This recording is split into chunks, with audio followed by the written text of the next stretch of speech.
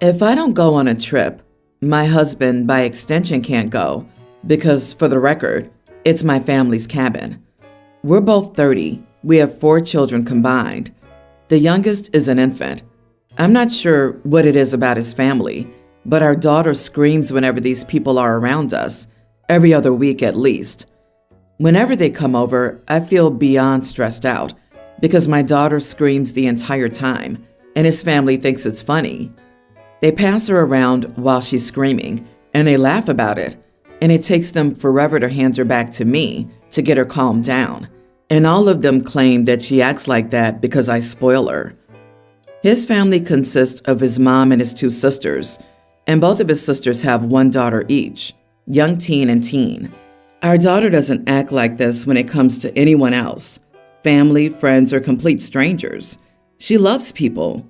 But the second any of my husband's family comes around, she's screaming from when they show up until they leave, unless I physically leave the room with her. Anyway, I needed a vacation. I asked my parents if I could use their cabin for a week next week, and they said yes.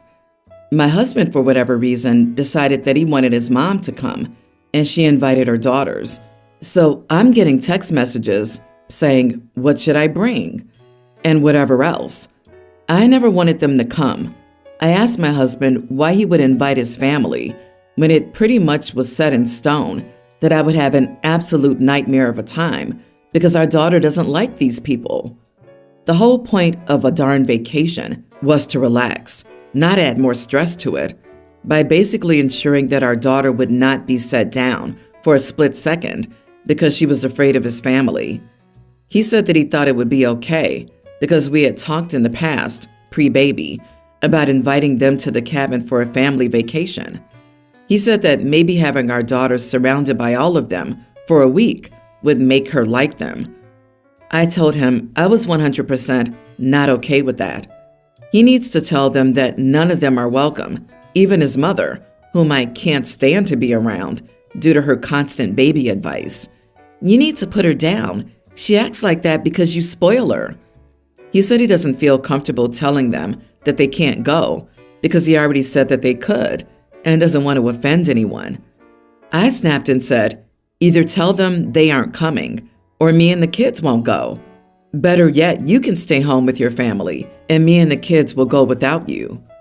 He slammed the door to his office and is now not speaking to me. Am I the idiot? He says that I'm deliberately cutting his family out and have been since the baby was born. Honestly, I feel like cutting his family out because it stresses me out having a baby scream for hours whenever they come here. I'm tired of it because it's me who has to deal with it. Edit. He makes a habit of doing this. Whenever we go anywhere, beach, park, movies, etc., he invites either his mom or his mom and his sisters and nieces. If he only invites his mom, she'll then invite her daughters. We literally can't do anything without them, and this is how it's been since we moved back to his hometown 2 years ago.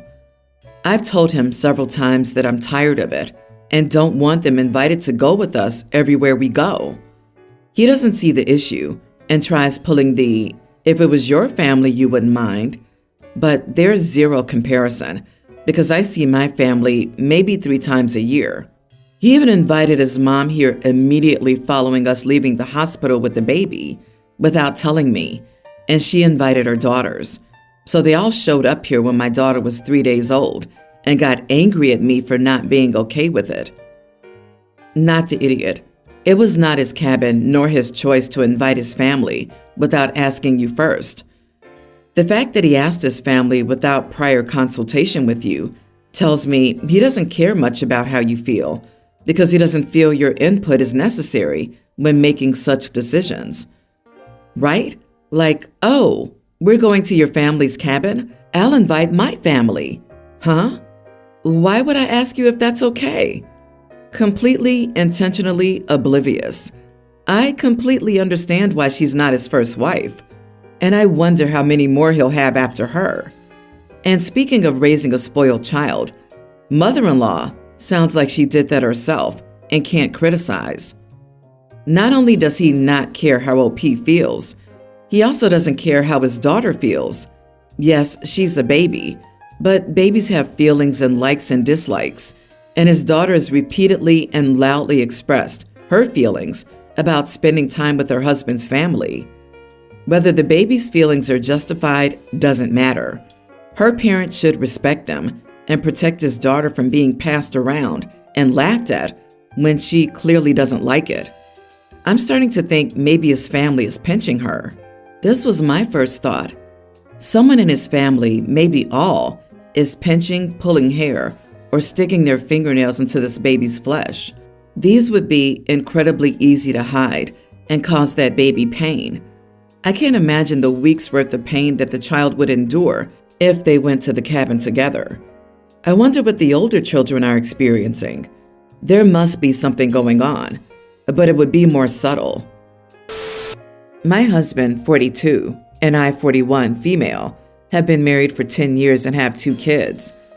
My husband's family is lovely, but doesn't talk about anything complex. My sister-in-law, 40, let's call her Daisy, lives at home with them. Daisy's always lived at home and struggles with managing her finances. She's great at her job but earns minimum wage, and her parents pay for her car, accommodation, food, phone, etc. My mother-in-law, 78, and my father-in-law, 80, are retired and have enough savings to go on nice holidays, etc. So this isn't an issue for them. Sister-in-law will make some unnecessary purchases, e.g. buy a new Apple laptop to replace hers, which was 3 years old, use high-end hair products and cosmetics, subscribe to all the streaming services, regularly buy new clothing, shoes, etc. I wouldn't have minded any of this, except recently, my mother-in-law's been commenting along the lines of, "She'll be living with you when we're gone," and implied we'll have to manage her car, etc. They've done this joke before and don't do any of this conversation with my husband. I got a bit annoyed at this, as no one thinks that there are any other options for her to improve her finances, e.g., parents could plan to one day move out of the sizable 4-bedroom house they're in, downsize, and buy sister-in-law a flat. If they don't make that plan, then I worry she'll spend anything she inherits and won't have anywhere to live and not plan. This happened with an earlier large inheritance she got from her grandparents. When the topic of moving out has been brought up in the past by father-in-law, she walks out of the room. My husband thinks it may have been a joke comment and to not rock the boat. I know it's none of my business, so am I the idiot for asking them to make a financial plan for their daughter's future that doesn't involve my husband and I will just take on the role of parent? Edit. She's not disabled in terms of having a learning difficulty. She has a degree, but she has a problem with motivation. She doesn't appear depressed, though, and has friends, but half of her friends are in a similar situation, living at home.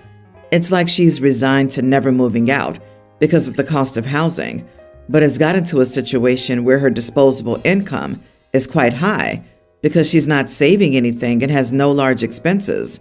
So she'll often buy things that I wouldn't, e.g. the Apple laptop, whereas I share an old desktop with my husband. Not the idiot. It's not a joke. They're tossing that out there like a grenade to see if it blows up or not. Please have an in-depth conversation with your husband and let him convey the results you both agree on. I think you should say that you're not taking financial responsibility for sister-in-law once father-in-law and mother-in-law have passed. Sister-in-law is how she is because she's been enabled all her life. Your mother-in-law talks about her daughter like she's 12 years old, which is the problem. Your sister-in-law's been treated like a child for her entire life, and now your mother-in-law expects you to become her new mommy when she dies. They did their daughter a shameful disservice by not allowing her to grow up. This needs to be discussed with your husband ASAP. I would never let a lazy grown mooch live in my house and eat off my kid's plate. I would divorce my husband before that would happen. Talk to your husband, and he needs to speak to his parents. Growing up, I, 21 female, was a difficult child and was always rude to my mom. She passed away in 2019, and I was quite honestly extremely broken and couldn't forgive myself for the way I treated her while she was alive. My dad had apparently been planning on remarrying and started seeing my now stepmother at the beginning of 2020. They got married in December 2020. The most hurtful thing about this was that he didn't tell me about her. I accidentally found out and had to confront him, and only then did he tell me he'd been planning on remarrying. I tried to get along with her and be as nice as I could allow myself to be, since I was still grieving. Things didn't go well, and we got into fights all the time because she was always trying to control my daily life and be involved in my academics, which I didn't feel comfortable with, since neither of my parents ever did that. I've always been independent and self-sufficient with my education and career decisions. They would only ever advise me. She kept making comments like, "You can't study such a difficult course. Your dad should have chosen something easier and less expensive," which made me angry. Things kept spiraling, and it got to a point where she would be jealous of the smallest forms of support or efforts my dad put in for me, with sarcastic remarks like, "I don't understand why you keep prioritizing your daughter over everybody else in your life. It's like you can never love anyone more than her." Note, my dad isn't big on affection or caring words, gets easily flustered or awkward with affection. I later found out that my dad and his mother gave her my mom's most valuable belongings, including her jewelry. They haven't even mentioned it to me. I told him I was upset about it and didn't want somebody else to have my mom's belongings. He said those things were bought with his money and that I'm not old enough to worry about them. The fights got worse, and she would blame me every time for wasting my dad's money. I was telling him what outfit I wanted for my birthday. One time it spiraled out of control, and she told me to never eat the food she made and asked me to get out. My dad didn't stand up for me and only dropped me off at my friend's place for the weekend. I told him he was a horrible parent for not standing up for his child and letting his wife treat me this way, and that I'd never forgive him for giving up my mom's gold to her. I told him I'd never seen him respect my mom's opinions or wishes, and that it wouldn't change the fact that he was a horrible husband just because he supports my stepmother with all of her opinions and wishes now. Not the idiot. Your dad sure is one, though. You're 21 years old and not old enough to be worrying about these things. You're an adult now, and it's fine to go low or no contact with crappy people. However, I'm being petty. Every time you see her wearing the jewelry, say with a snarky voice, "Mom's jewelry looked better on Mom. She had class." Brilliant. Tell her that every time you see her. Your dad has grossly let you down for years, if not maybe your entire childhood. He may be legally fine, but giving your mother's jewelry to his wife was morally wrong and just tacky. And I can't imagine taking the jewelry of a woman who passed and left a grieving child. Sounds like your dad and his wife deserve each other, as they're both terrible. I'm sorry you're going through this. Please keep working hard in school and build a good life for yourself. Eventually, you'll never have to see these people again. This happened last weekend, on the anniversary of my 28 male, wife's 29 parents. It was a huge party to which everyone was invited. Quick background. My wife's family consists of her parents, a brother who's exactly my age, 28, and unmarried, and a little sister who's in university. Quite a well-to-do family. My family consists of only me and my mother, 48. Mom got divorced from my abusive dad when I was 7 and never remarried. Anyways, during the party, my wife quietly told me that she was 100% sure that my mom was having physical relationships with her brother.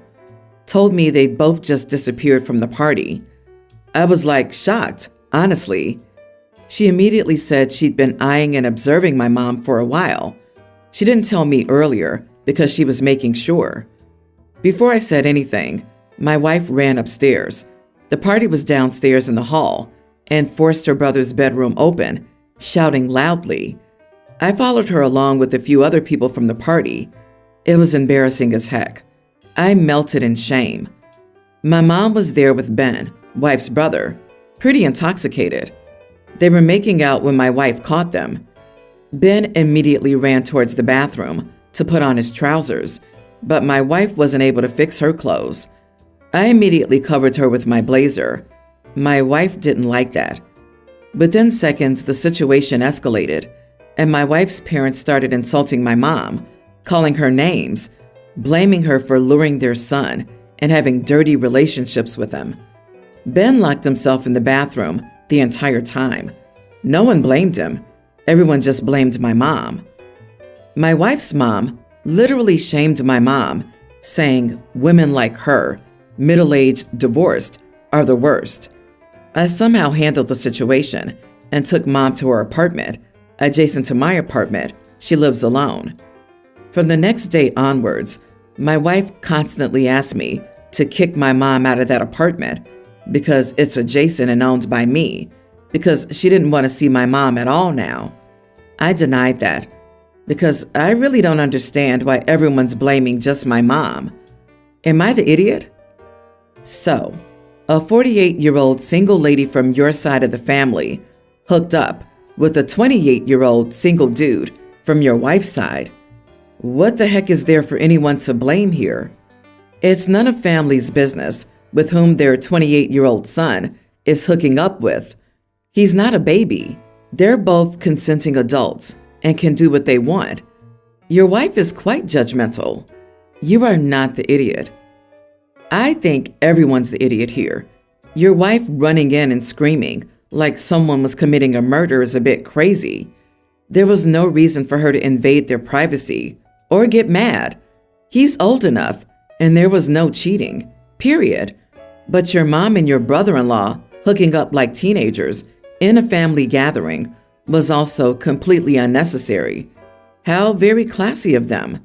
Is no one going to mention that Brother Ben ran and locked himself in the bathroom and just left mom there to take all of the heat by herself? He's as big, if not a bigger, idiot than anyone else. The ridiculous sister should have tended to her own knitting, and someone should have pulled the idiot brother out of hiding. Of course he got no blame when they had her to direct all their anger. Just tell your wife that, like they don't blame her brother, you don't blame your mom, and you're not kicking her out. Pretty simple. Update. I talked to my wife about what's happening, and she told me Ben is literally in the heat of it with his parents because they aren't supporting his relationship. He wants to leave his house and move into my mom's apartment. I've yet to talk to my mom. Ben's saying my mom's also supporting him. It's all so messed up now. My boyfriend and I have been together for 2 years. From the beginning, I was upfront about wanting a long-term relationship and probably marriage in a few years. He said okay, but never moved the relationship along. I had to bring up that we've been dating for months and should be exclusive, but he said it was too early, but he wanted to move in together. So I never got the sense that he wanted to get married, despite him saying he did. He will say whatever he thinks I want to hear. He's a salesperson who's very charming and personable, but it's hard to trust him because of those traits as well. He said that marriage is outdated and unnecessary, and men should want to stay in a relationship without a piece of paper. Of course, there's how men get screwed in marriage, and so that's why men don't want it. Recently, a mutual friend got pregnant by her boyfriend of 5 years, and she obviously wants to get married and have the baby in wedlock. He said no, and she and he have been fighting since. She's privately told me that she's considering termination because of this, as he's obviously unreliable. Still, she's scared because she's older. She might not have another chance at having a child. My boyfriend told her she should not pressure her boyfriend into a shotgun wedding if he isn't ready, and really that marriage is meaningless. I'm not surprised he has these views, as I think he does, but he's always denied them. She was pretty upset with what he said, especially as it's a 5-year relationship and clearly not a shotgun wedding. I broke up with him today due to this, and he's been texting me nonstop, saying I'm the idiot for not believing him. He says he does want to get married, just not now, and I'm so impatient. Why do all women want marriage, etc.? I want to take him at face value, but the conversation made me believe that I may end up like our friend. Not the idiot. You want marriage, he doesn't. You're not compatible with someone who doesn't want marriage. Why would you waste more of your time with someone that you're fundamentally incompatible with and who doesn't value what's important to you? Just block him, move on, and find a guy who shares your goals and values. Info. Did you move in with him even though you weren't in an exclusive relationship? You remained in a relationship with him for 2 years, even though you wanted to be married, and he said it was outdated and unnecessary. There is no he never moved the relationship along. That's a thing you both created together. If you have the sense that he'll say whatever he thinks you want to hear, and you're still with him after 2 years, that's as much on you as it is on him. Not the idiot for breaking up with him. Should have done it way sooner. Block and move on.